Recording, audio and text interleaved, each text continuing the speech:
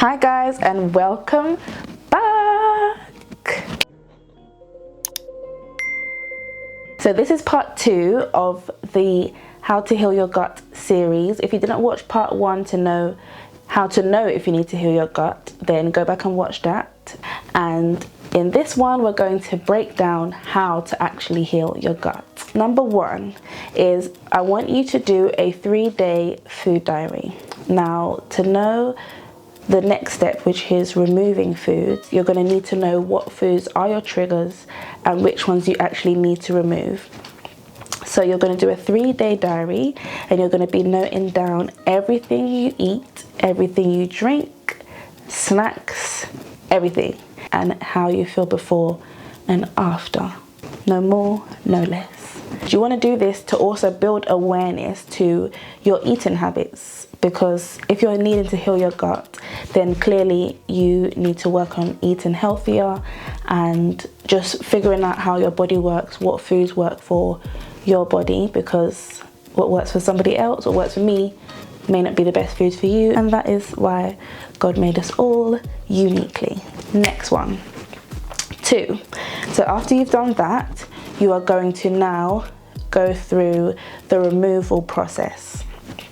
Now, a disclaimer, this How to Heal Your Gut is for when you're experiencing general symptoms. It might be indigestion, a bit of constipation here and there, some diarrhea, you might be experiencing bloating. Things like this is just general symptoms that are easily fixed. If you're experiencing some more hardcore symptoms where you're experiencing IBS, leaky gut, candida, things like this, then you're going to want to do something completely different. These things will help you, but what you need specifically for yourself on how to actually tackle it for you will be a bit different. So next, the foods that you're going to remove are going to be based off of the trigger foods that you noticed in your food diary.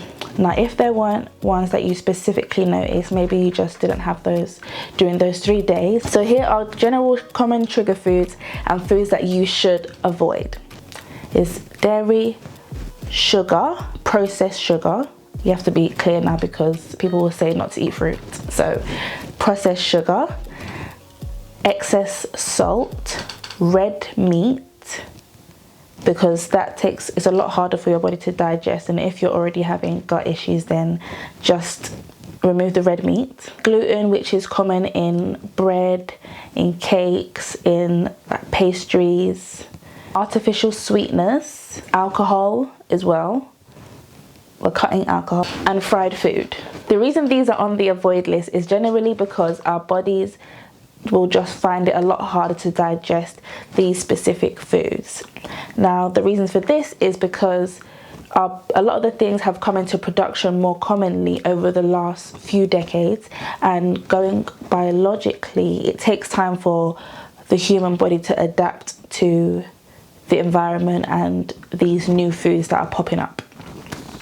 This includes the preservatives they put in food, the sweeteners they put in food, the artificial sweeteners that you will find on a lot of, if it's labeled diet, if it's labeled no added sugar, if it's labeled less sugar, then generally, even if it's labeled fat-free, because the fat component of food is what makes it taste nice, so they're generally going to probably put food, they're more likely to put. So what you're going to do is remove these foods. So those will be the ones on the list of foods to avoid, and the trigger foods that you may have discovered from doing the 3-day food diary.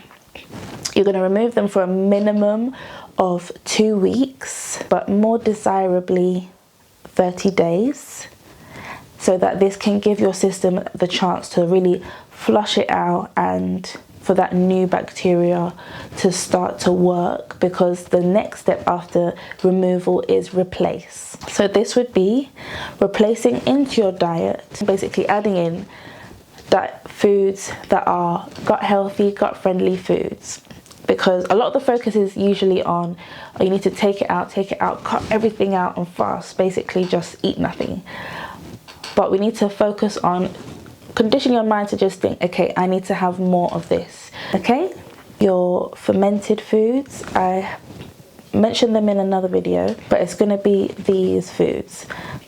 And you will be more satiated, more satisfied over time, because our taste buds do actually change on a 28-day cycle. So like for me, I used to hate avocado. I knew it was so healthy. I literally used to try and season it and mash it up and do all just to eat it.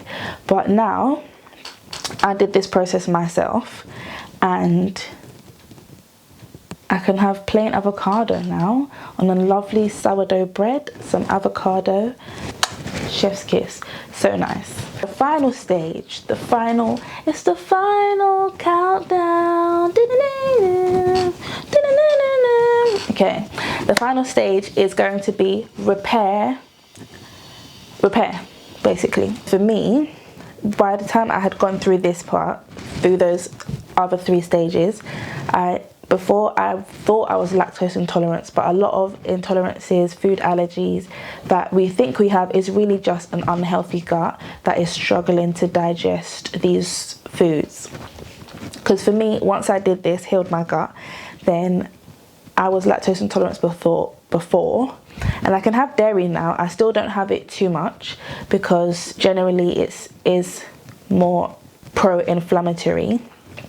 So, but I can have them here and there. Like, I love a vanilla nourishment. It's my guilty pleasure. I love a vanilla nourishment.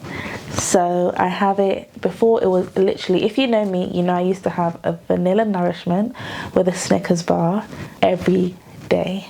Okay, so baby, if that's where you're at, I was there. And you can get to the other side and flourish. So flourish and feel nourished from within. Just really, that is a plug for my Nourish From Within ebook, which is a nutrition guide on women's health that is coming very soon. So now you're going to be being consistent with your probiotics, with your vitamins. So a good general supplement that I would say are good for everyone is probiotics. So I have the liquid form with the apple cider vinegar with some warm water. That is good. In any good balanced diet, we're gonna say prioritize whole foods, because that's what your body recognizes and knows to digest, versus the ultra processed foods, which are, a lot of them are new in the last few decades, like what I said before, which is why your body finds it harder to digest, which is why you'll be bloated after a burger, which is why you'll be bloated after fried chicken, because your body is like, girl, what is this? I don't know that. I don't recognize that. There's an intruder. That's basically what your gut is giving. In this stage, you're going to be ensuring you're prioritizing your whole foods, getting that high fiber, that omega-3, staying hydrated, because a lot of constipation is dehydration. And for your body, and a lot of these things where you see, I'll do my 3-day detox, darling. Okay, your body naturally detoxes, and if you're staying hydrated, this is what is going to help your body's natural detox system, which is your gut, your liver, your kidney, your pancreas. These is what your body uses to detox naturally. Okay, so don't buy into the hype. That is how God designed our body. It's easy 4 steps. Well, it's easier said than done, but with God, nothing is impossible. So just make sure you're getting those things in. Oh, let me add in some bonus tips. So also for a healthy gut, you want to be minimizing your stress. This is from anything that is causing you too much stress. You want to remove it if you can.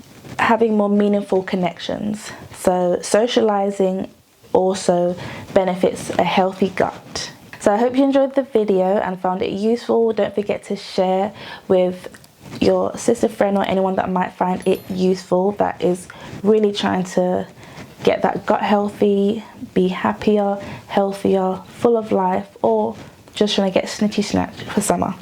Then this is for you. If you do it, come back and let me know how you found it. And as always, have a glorious day.